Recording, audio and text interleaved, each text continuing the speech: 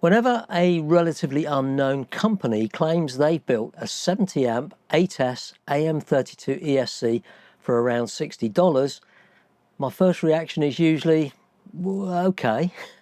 But then this turned up, the MAXKGO 4-in-1 70 amp AM32 ESC. Now, I'd vaguely heard of MAXKGO before, but they're still a relatively new name in the FPV scene. They actually started out designing battery management systems, so designing high current electronics like this should be right up their street. And I absolutely love it when new manufacturers come onto the scene and give us more choice. This supports everything from 4S right up to 8S, but before I trust it on one of my builds, I wanted to see how well it's actually made. So I've had it under my digital microscope, inspected the PCB, the soldering and the component layout to see if it gives a good first impression. And I have to say, I was pleasantly surprised. So let's take a closer look. Hello and welcome to the Whirly Bloke channel.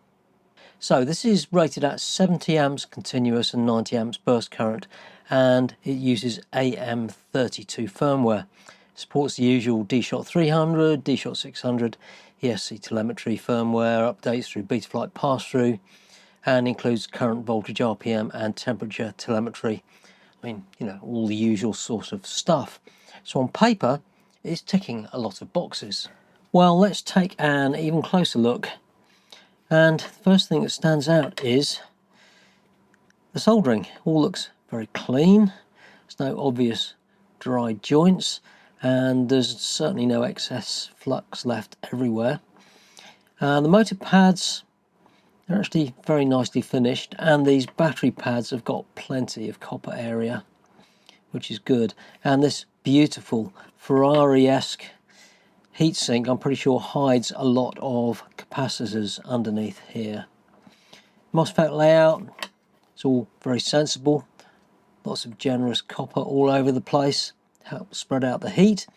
And again, I can't tell you exactly how these components will behave at 70 amps, but visually, there's nothing here that immediately makes me nervous at all.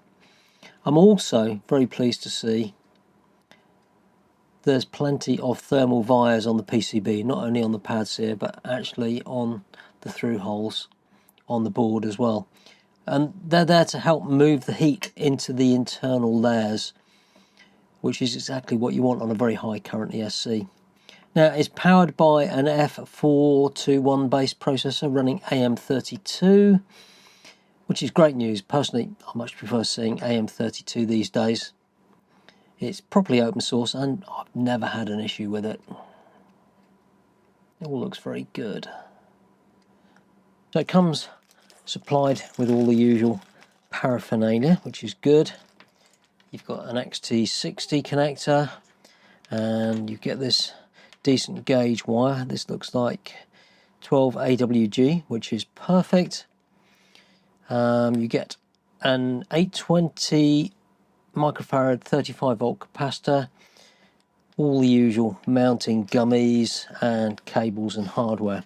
Now, one thing I would change, for 8S, this capacitor is not really big enough, I don't think. 820 microfarad 35 volts is fine for lower voltage builds, but on 8S I'd want at least a 50 volt capacitor, ideally 63, because a fully charged 8S pack is already at just over 33 volts.